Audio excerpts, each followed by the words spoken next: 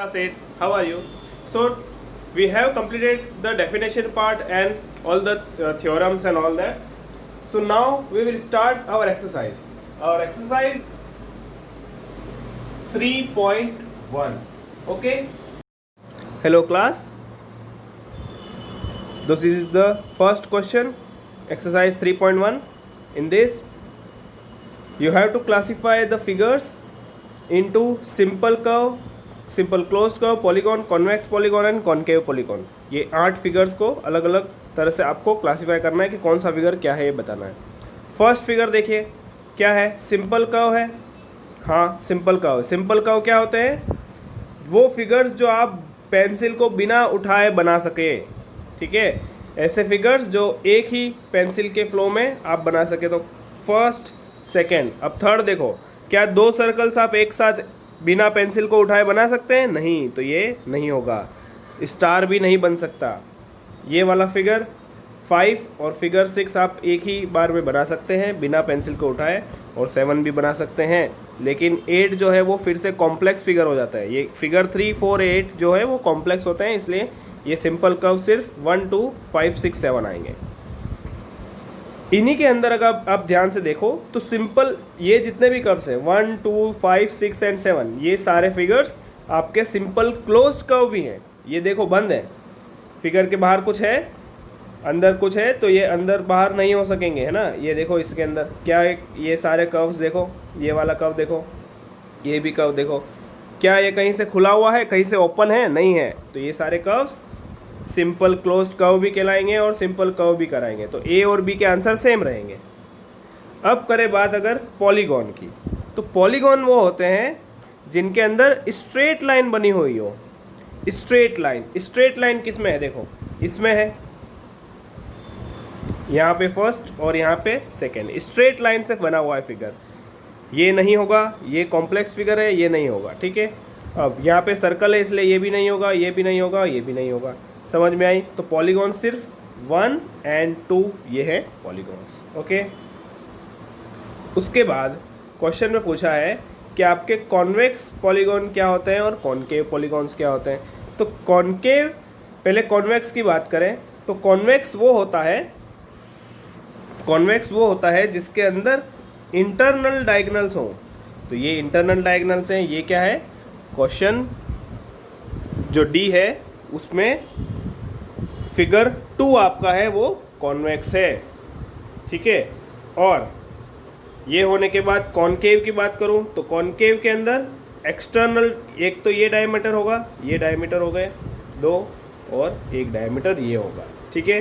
तो ये क्या है? ये देखो, ये वाला एक्सटर्नल है, ये जो बाहर के 2 पॉइंट से मिला रहा है वो क्या है? एक्सटर्नल है। तो कॉन्केव पॉलीगॉन ये वाला होगा, ठीक है, फिगर फर्स्ट। इस तरह से अपना ये क्वेश्चन हो चुका है। अब क्वेश्चन नंबर 2 देखते हैं। Let's see the question number 2।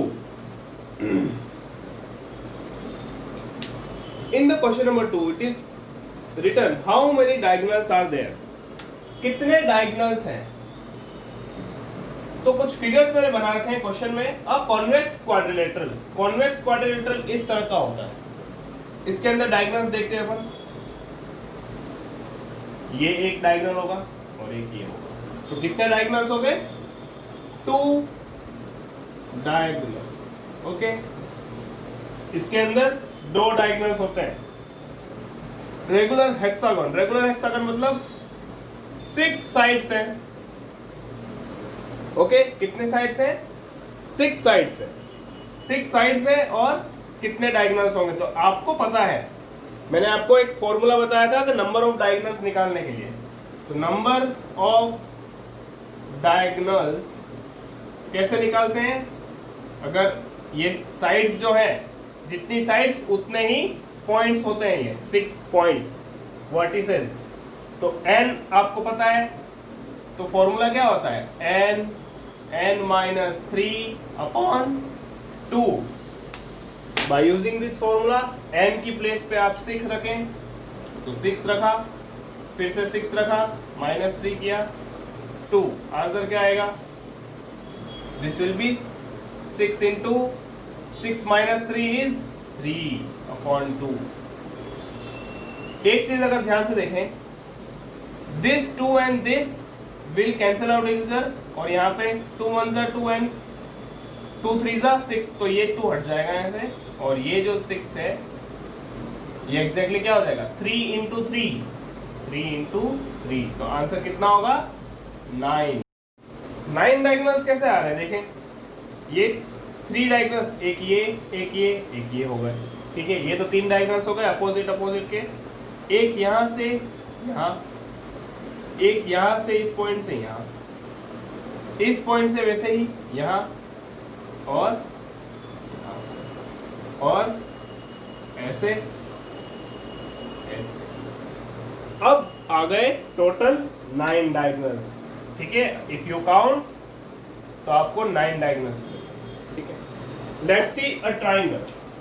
Triangle के अंदर आप यहां से अगर शुरू करते हैं तो कहां जाएंगे बताओ, इधर जा नहीं सकते। अगर इस तरह से ये जोड़ते हो, इस तरह से ये जोड़ते हो, और इस तरह से अगर ये जोड़ते हो, तो ये चीज रॉन्ग है, क्योंकि ये तीनों साइड्स, ये लाइन और ये लाइन, ये तीनों लाइंस तो पहले ही ये है और ये है। और डायगोनल की डेफिनेशन क्या होती है, डायगोनल्स की डेफिनेशन ये होती है non consecutive, non adjacent,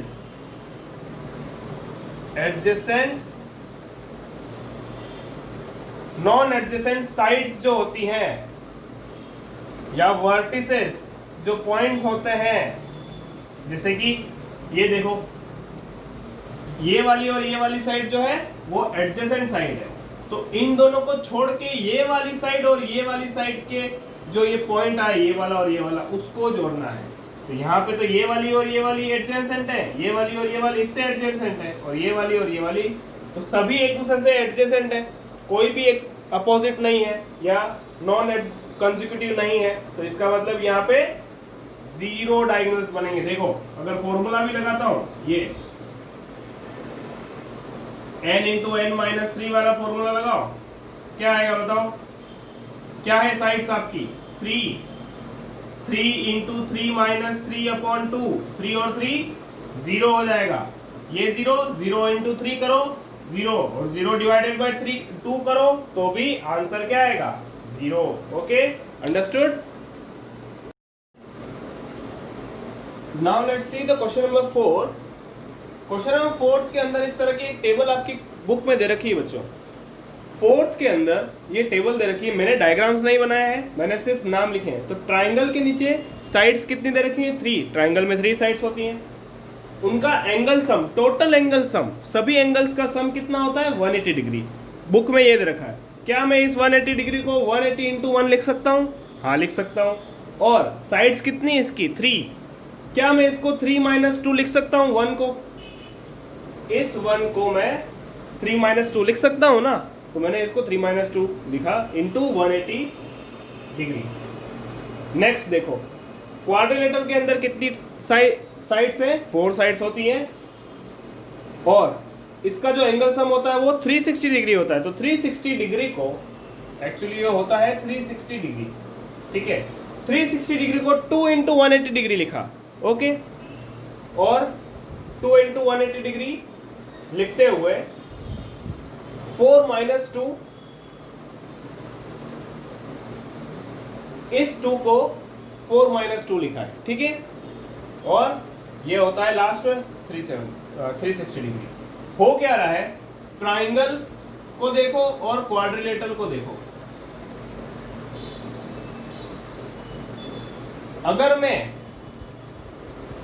triangle देखो तो इसमें कितने ट्राइंगल्स बन रहे हैं 1। इसके अंदर अगर एक डायगोनल बनाओ तो ये भी एक ट्राइंगल है, ये भी एक ट्राइंगल है। उसी तरह से पेंटागन, ये एक पेंटागन है। पेंटागन के अंदर कितने ट्राइंगल्स बन सकते हैं? 1 2 3, इस तरह से ये 3 आया है, ओके। उसी तरह से हेक्सागन के अंदर कितने डायगोनल बन सकते हैं? किसी एक पॉइंट से ही बनाने, तो ट्राइंगल कितने हो गए 1 3 and 4 ट्राइंगल्स बन रहे हैं, इसीलिए ये 4 लिया है यहाँ पे। ठीक है, तो इस तरह से इसको समझते हुए यहाँ पे आ गया 6 - 2। तो क्वेश्चन में आपको ए दे रखा है कि आपको 7 अगर साइड्स दे रखी है, नंबर ऑफ साइड्स कितनी है, number of sides equals to 7 दे रखा है, तो कितना एंगल सम होगा, तो एंगल सम जो होगा 7 साइड्स के लिए कितना हो जाएगा 7, इसी को यूज करते हुए डायगोनल कुछ भी बनाना है, डायग्राम नहीं बनाना है, डायरेक्टली जो यहां से देखो, यहाँ पे 3 - 2 था, यहाँ 4 - 2, 5 - 2, 6 - 2, मतलब जितनी नंबर ऑफ साइड्स है उसमें से -2 अगर कर दो तो आपका, तो नंबर ऑफ साइड 7 है, उसमें से -2 कर दो, और इस जो आंसर आया उसको, जो मतलब ये डिफरेंस आया उसको इंटू कर दो 180 से, तो ये हो जाएगा 5 × 180, that is equals to 900 degree. एक और क्वेश्चन इसके अंदर दे रखा है, क्वेश्चन नंबर सी में, उसमें नंबर ऑफ साइड्स कितनी दे रखी है, नंबर ऑफ साइड्स 8 दे रखी है, नंबर ऑफ साइड्स में n लिख रहा हूं, ये है b, उसमें कितना दे रखा है 8, नंबर ऑफ साइड्स 8 दे रखी है, तो एंगल सम कितना हो जाएगा, एंगल सम इसमें 8 में से -2 करके और 180 डिग्री का मल्टीप्लाई करेंगे, आंसर आ जाएगा 6 × 180 डिग्री, जो कि 180 डिग्री होता है, सॉरी 1080 डिग्री होता है। ठीक है,